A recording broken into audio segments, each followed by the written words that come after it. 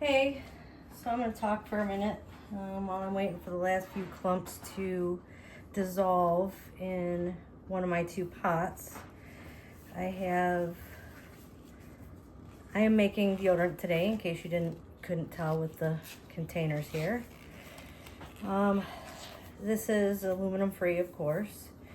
However, it actually works for those of us in perimenopause or menopause that sweat and smell funky, especially after some yard work. We've all done that gardening and we've smelled ourselves and we're ripe. Under scrutinized nose, my daughter, who's 22, never been a smoker, has a pretty good sniffer. I did a bunch of yard work. I'm in perimenopause, so I sweat a lot and I'm gross and stinky. And I did a bunch of yard work, including mowing lawn, weed whipping, pulling weeds, etc., etc.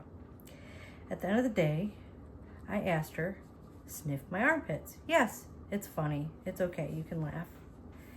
And I asked her if I stink. And she said, no, I smell your deodorant. And that's how I knew that my recipe was ready. I can't use coconut. And I've met quite a few people also that cannot use coconut or any of its derivatives. There's a lot of derivatives out there and most people don't know. So I have really researched the subject and found a few items that I can use that are not coconut derived, and I've started making other products than soap. So deodorant is going to be the first one I introduce you to. For the antiperspirant factor of my deodorant, I use magnesium hydroxide, and the pH when I'm finished with my deodorant, the final product, is just a hair above neutral. So neutral is considered 7, I think. And when I tested several batches with the same percentages, it was 7.5 to 8. Personally, I need something that's a little on the alkaline side. My system is acidic already. I realize that going further acidic may kill bacteria, but my body reacts better to a little bit alkaline.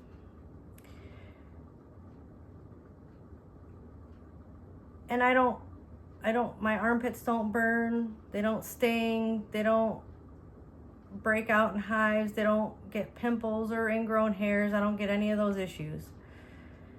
I've had several people test it out in my home, some people with more sensitive skin, some people with skin like leather. My son has some of the more sensitive skin, and he said it was the only one that didn't make him sweat more and stink more. So that makes me pretty happy. And he's going to be 17 at the end of July. So it works for teenagers, at least the ones in my house. And it works for me, which sweats a lot in perimenopause. And I'm doing 4 different fragrances today, 6 of each fragrance. So I'm going to show you the first 6, and then I'll do the rest off camera. I'm doing, I would consider this like a masculine leaning unisex scent. It's Woodland Hideaway from Midwest Fragrance. I really love that company. And then I have a tobacco and bay leaf, also from Midwest Fragrance. And then I'm doing the classic eucalyptus mint. This one's from Nature's Garden. And then I'm doing one of my favorite scents of all time. It's not great in soap because it seizes, but this one's Peacock. So this one is a floral, but it doesn't smell overly overpowering. It's more of like a tropical floral. And this one is from Bulk Apothecary. So those are the 4 I'm doing. And I think my pumps are done now, maybe.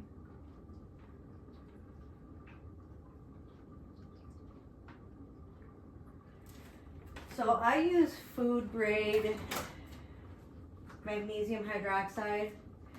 It would be the same stuff that you would use for like a shake. So it's not terrible.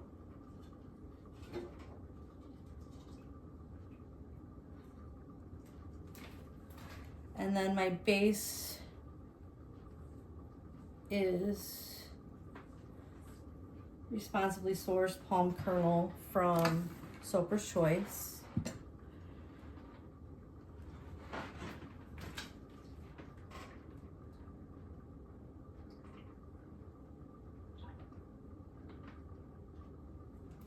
I also do not claim that my products are silicone free, just an FYI. This does contain dimethicone.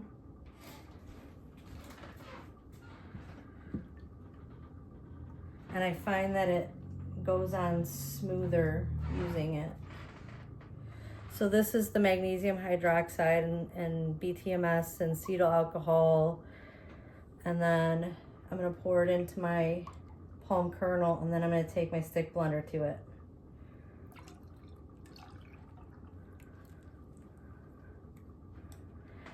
One of the other key ingredients I can't use until it's below 40 Celsius, I believe that's what it was, which is Saccharomyces, I think that's how you say it, I don't know, ferment. It's a deodorant additive that I got from Brambleberry. It actually works really well. It almost smells like beer. That's the only thing I can explain it to smell like, but you don't smell it in the final product. And it seems to work pretty well overall.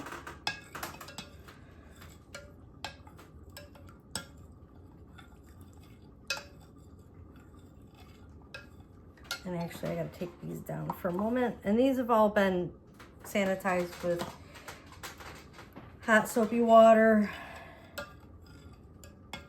And well, maybe I don't have to take my stick blender to this. Hot soapy water, and then I rinsed it as hot as my tap would go, and then I used isopropyl alcohol. Take a drink of my Kool-Aid.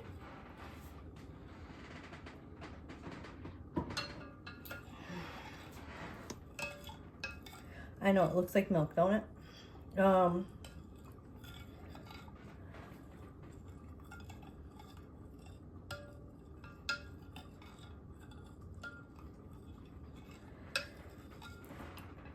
So if I don't smooth this out with silicone and I use Emulthix, which is, it helps thicken the silicone so it doesn't remain a liquid. If I don't fit or smooth it out with that, this ends up getting gritty, and nobody wants that.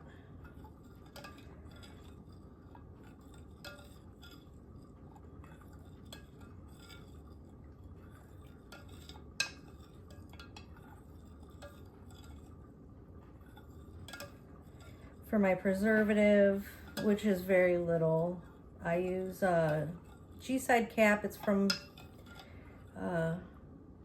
Lotion Crafters, but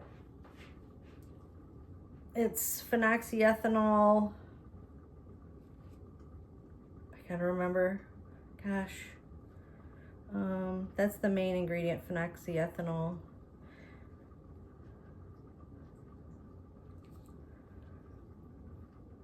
I don't know, I don't remember. You'll have to look it up, or maybe I'll put it in the description because I don't remember.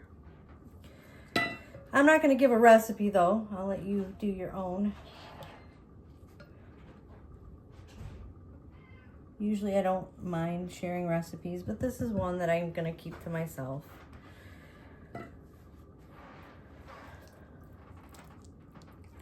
And this is the gelatinous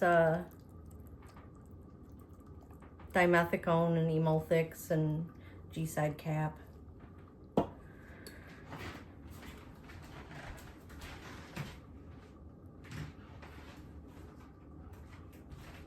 my thermometer.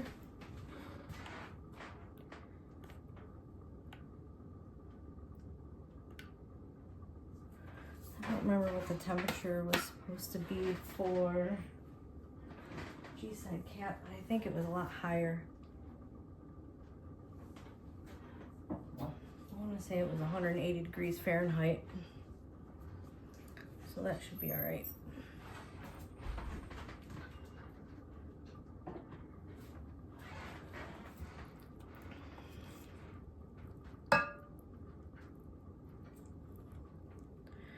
This is pretty much the largest batch I've done of my deodorant. It was really popular at my yard sale, which was kind of a surprise. Most people kind of scoff at that, but everybody seemed to really gravitate to it.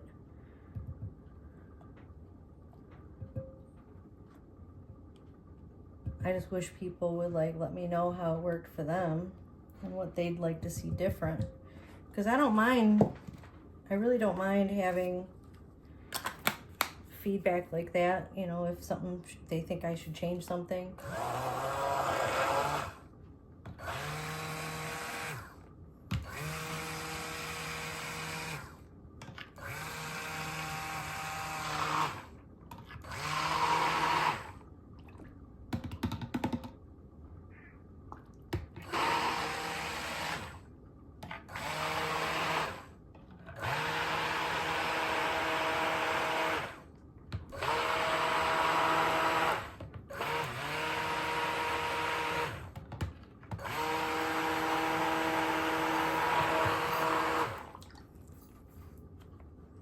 I pretty much welcome all feedback, good or bad, because if there's negative feedback, you can learn from it and grow from it, right? Like, you can learn from your mistakes.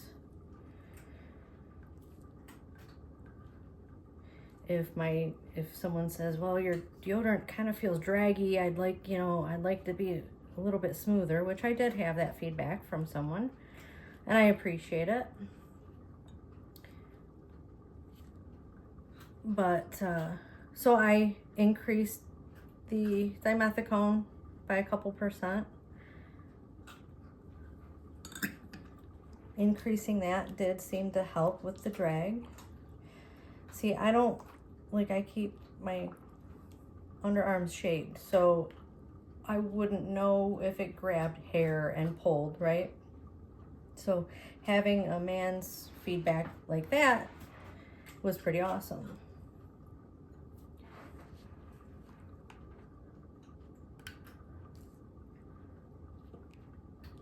So I have quite a bit to let this cool. I need to let this cool for like another 25 degrees. So 25 centigrade. So I may stop this video for a minute and then come back when it's cool off. Yeah, I think I will.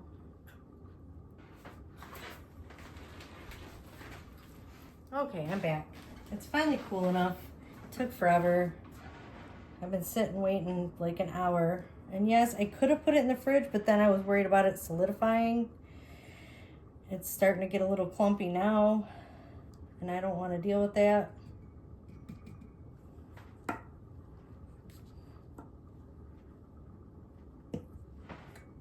So I'm adding the glycerin and the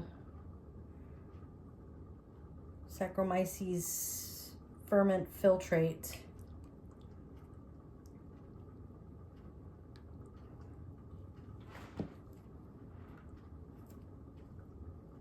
And then I gotta, this already has the fragrance in it. This one is Woodland Hideaway.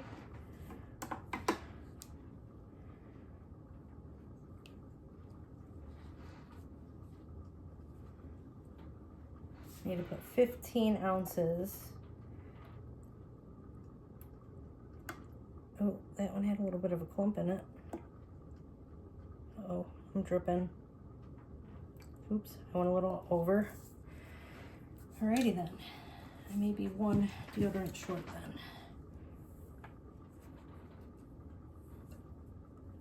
See, this is part of the problem.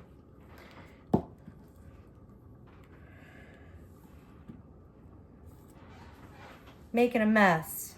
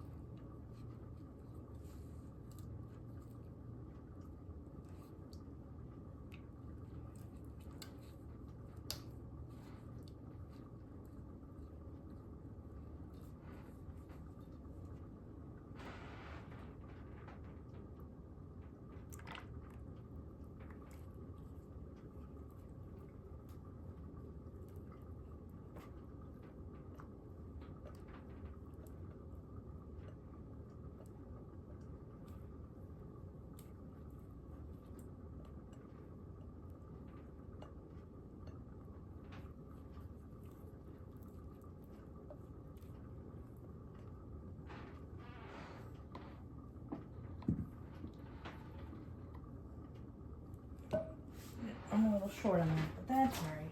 I'll just have 23 instead of 24. Oh, I'm gonna need that.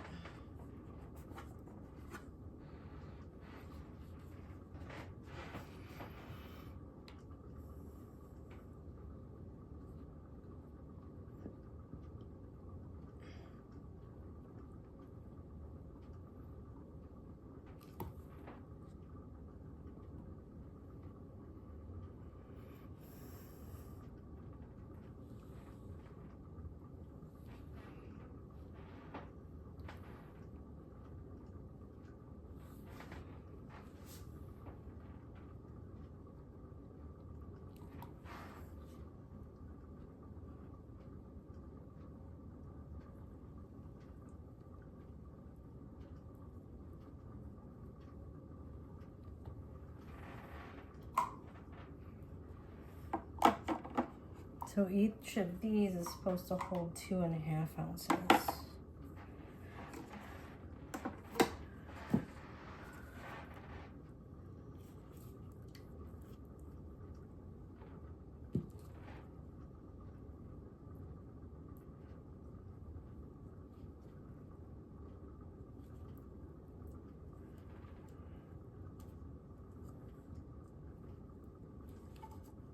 The problem is if I go any warmer with these, then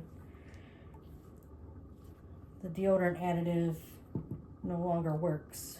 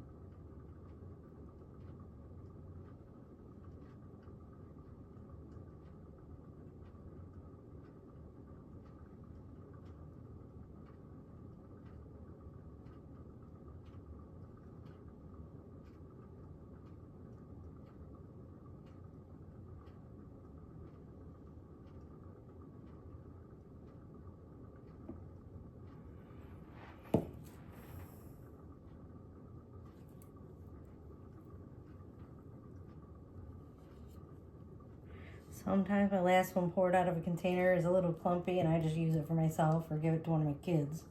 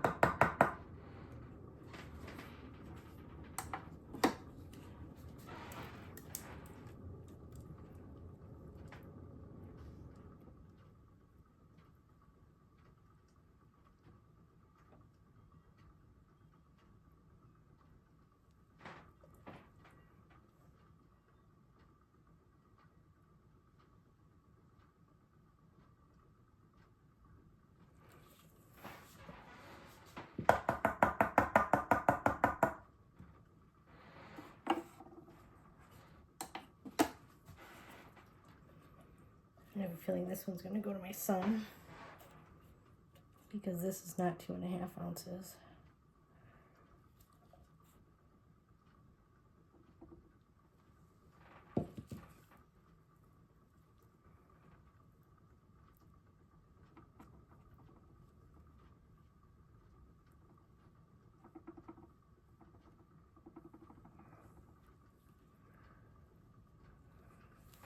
Now it looks like mashed potatoes.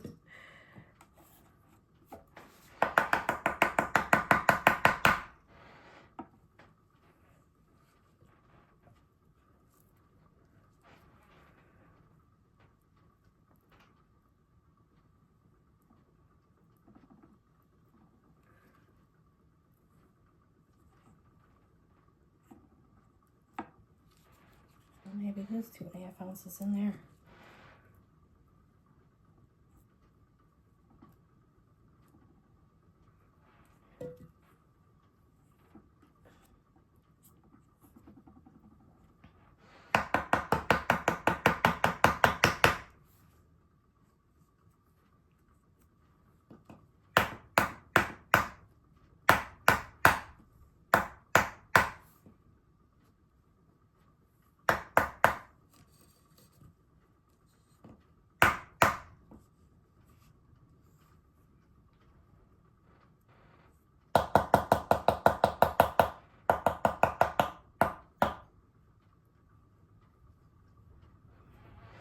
What a mess.